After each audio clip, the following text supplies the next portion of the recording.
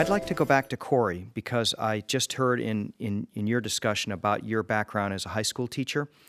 I'd like to ask you to compare the role of a high school teacher as a contributor to the civic sphere to what you're doing now.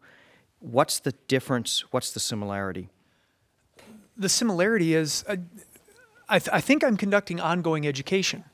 You know, with the high school kids, you're starting from a lot more kind of ground zero. They've maybe never heard of constitutional law or economics or the things that are going on in politics.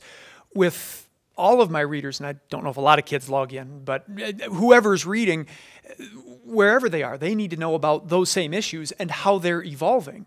And they don't have a high school classroom or maybe a college classroom where they're getting that information, or maybe even local media giving them the kind of background they need. So that's one function, that ongoing civic education that I try to carry out. Another similarity is also the challenge of trying not to be too teacher-centric. You know, when we go into the classroom, we're told the best education happens when you get the kids talking. You get them interacting with the material, the information, and that. Now, my blog is very author-centric. I'm the only contributor, so I'm kind of the center of the show at the start. And I'm trying to look for some other, web things that I can do in addition to the blog. But even on the blog, I try to encourage people to, get on there, put your comments, and I try to hold back. I don't try to respond to every single comment that's there, although I did it first. I had kind of I coached debate. I had a debater mindset of, yeah, I'm going to prove I'm right.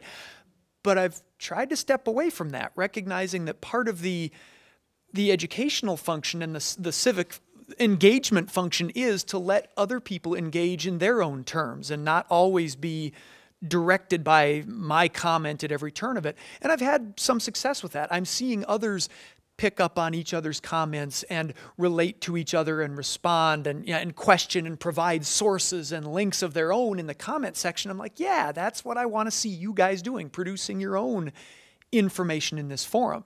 I'd love to do more non-me-centric stuff, and I'll probably set that up in the future.